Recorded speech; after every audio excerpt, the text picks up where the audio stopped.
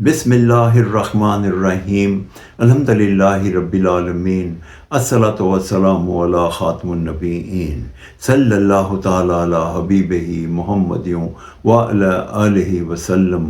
السلام علیکم ورحمۃ اللہ وبرکاتہ۔ میرے ناظرین و سامعین، میری آج کی حدیث صحیح مسلم 2498 نمبر۔ دو جہانوں کے سردار سرور ذیشان محبوب رحمان عز و جل حضرت محمد صلی اللہ علیہ وآلہ وسلم نے ارشاد فرمایا کہ تم اس وقت تک روزہ نہ رکھو جب تک چاند نہ دیکھ لو، اور افطار کا اختتام اس وقت تک نہ کرو حتیٰ کہ تم چاند دیکھ لو، اور اگر تم پہ مطلع ابر آلود کر دیا جائے تو رمضان کی مقدار کی گنتی کرو۔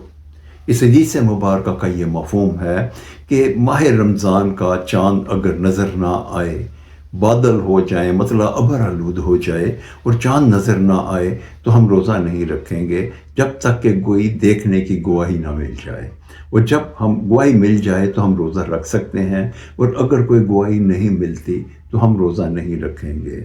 اور اس کا اختتام بھی ہم اس وقت کریں گے کہ جب چاند دیکھ لیں گے۔ اور اگر فرض کیا جائے کہ جس دن ہم 29ویں روزے میں جب ہم چاند دیکھنے کی کوشش کرتے ہیں، مطلع ابر آلود ہو جاتا ہے اور چاند کہیں نظر نہیں آتا، کوئی گواہی نہیں ملتی، تو ہم روزوں کی مقدار کریں گے اور 30 روزے رکھ کے پھر اگر 30ویں روزے پہ بھی مطلع ابر آلود ہوا تو پھر ہم عید کر لیں گے۔ اللہ تعالی ہمیں اس پہ عمل کرنے کی توفیق عطا فرمائے، آمین یا رب العالمین۔ السلام علیکم ورحمۃ اللہ وبرکاتہ۔